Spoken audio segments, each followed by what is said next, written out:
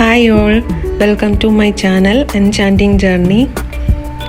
ഒരാൾക്ക് സ്വന്തത്തിനോട് തോന്നുന്ന സ്നേഹം, സ്വയം തോന്നുന്ന സ്നേഹം,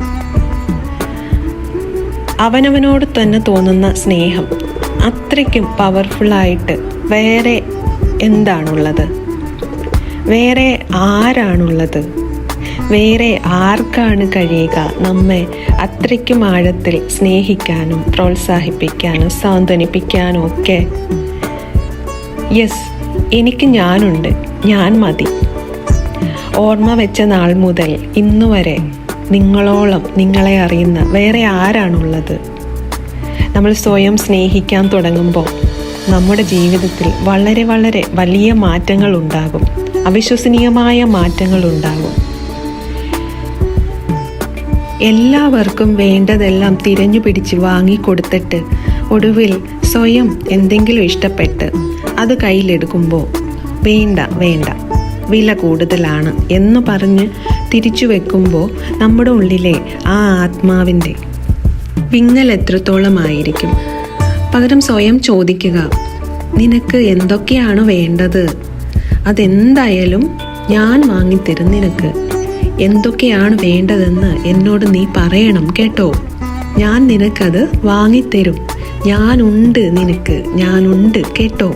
സന്തോഷമായിരിക്കൂ എന്ന് നമ്മൾ സ്വയം പറയുമ്പോൾ നമ്മുടെ ആത്മാവിന്, ഇന്നർ സെൽഫിന് ഉണ്ടാകുന്ന സന്തോഷം എത്രയാണെന്നറിയുമോ?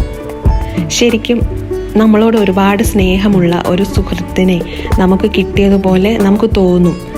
അത് എത്ര മനോഹരമായ ഫീലിംഗ് ആണെന്നറിയുമോ? എത്ര ആശ്വാസദായകമാണല്ലേ?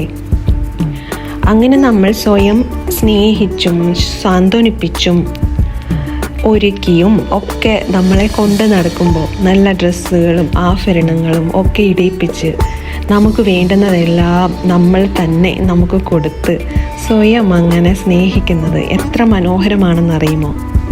നമ്മൾ എത്ര ഹാപ്പി ആകുമെന്നറിയുമോ? ആരും ചിലപ്പോൾ ചോദിച്ചെന്ന് വരില്ല നമ്മൾ ആഹാരം കഴിച്ചോ എന്നുപോലും. എല്ലാവരും അവരവരുടെ കാര്യം നോക്കി തിരക്കിലാവുമ്പോൾ നമ്മെ നോക്കേണ്ടത് നമ്മൾ തന്നെയാണ്.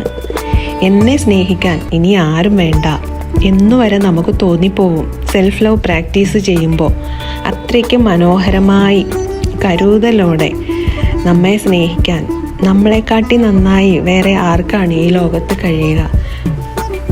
എല്ലാവരും സെൽഫ് ലവ് പ്രാക്ടീസ് ചെയ്തിരിക്കണം. സെൽഫ് ലവിനെ പറ്റി കൂടുതൽ അറിയാൻ ശ്രമിക്കണം.